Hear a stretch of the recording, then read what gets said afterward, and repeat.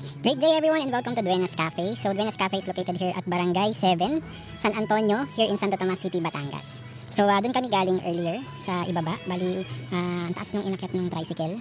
So from Lifestyle Street dito sa Santo Tomas City, Batangas, malapit siya sa palengke. Hasakay kayo ng tricycle tapos sabihin nyo lang po sa Duenas Cafe. Kilala naman sila dito. Sabi ko nga kanina Duenas, kinurek niya ako, sabi niya Duenas po. So ito yung pagpasok mo, ito yung entrance, ito na rin yung exit. So be careful pag papasok po kayo. Tapos marami naman pong parking area dito, pwede sa motor, pwede sa 4-wheel, and pwede din nga na katulad namin na nag-commute po dito sa Duenas Cafe. So dito pa rin tayo sa Duenas Cafe and napakalaki ng property nila. So may mga kabana sila, kubo, kung gusto nyo kumain ng Indian seat. And then meron din silang sit down table dun sa taas. So yung bago ka pumanik, nandun yung bar. So dun ka order sa bar and then isa-serve na lang nila sa'yo. So ayan, welcome to Duenas Cafe. So marami rin silang parking dito. So pinili namin na mas maagang pumunta kasi malamang weekend ngayon, Friday night, at maraming magpupunta-punta po dito. So pagpasok mo ayan, dito yung pwede kang mag-park. Doon kami galing kanina. Tapos dito ka mag-order. Pwede kang umorder muna or pumili muna ng location mo para humuhasan. So dito sa Duenas Cafe, dito sa Barangay San Antonio, Santo Tomas, Batangas ay napakaraming option. At marami ding magagandang view dito. Kita mo dito ang Mount Makiling. Tapos yan, it's 3 o'clock in the afternoon. Medyo mainit yung araw pero hindi ganun kainit nung sa baba.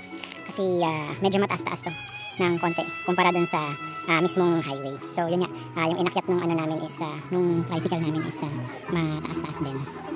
So ayan, so pasyal tayo dito sa Duenas Cafe dito sa Barangay San Antonio dito sa Santo Tomas City, Province of Batangas.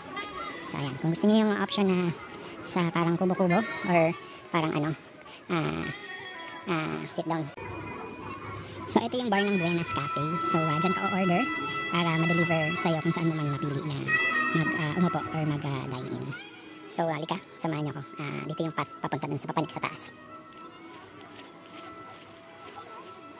So ayan, may 6 na parang kubo. Yung kubo style yung kanyang canopy.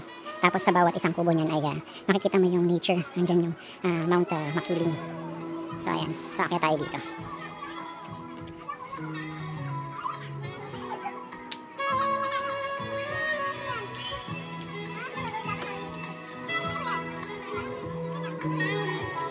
So ayan, dalawang akyatan dito sa Duenas Cafe.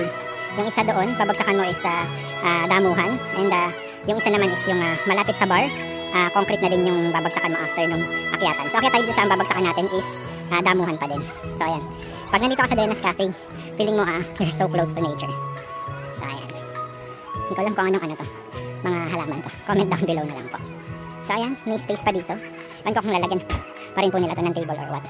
So from here, kitang-kitang mo yung 360 view ng Santo Tomas City dito sa Batangas. And also, kita mo na yung mga nagagandahang puno ng Mount Makiling. So welcome pa rin dito sa Duenas Cafe, dito sa Santo Tomas City, Batangas. So ito yung almost 360 degree view pag nandito ka sa bandang taas ng cafe. Marami pa dito mga bahay. At nandito rin yung La Mobresa ng Axea.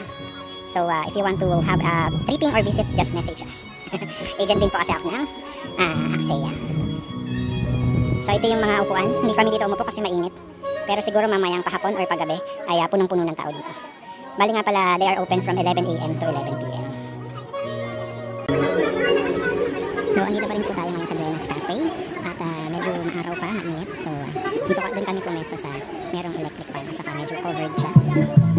Semi-advice ko lang yung pinwesto ko namin. Kasi nga mainit eh. So ayan. So dito maganda siguro mamayang gabi. Dito pumesto, hindi na mainit saka hindi na ganun ka alinsangan. So ayan, marami namang upuan dito na may electric fan tapos may roofing din. So ayan na yung asawa ko at dumating na yung ibang order namin. So okay ba mahal? Makain na kami. Bon appetit!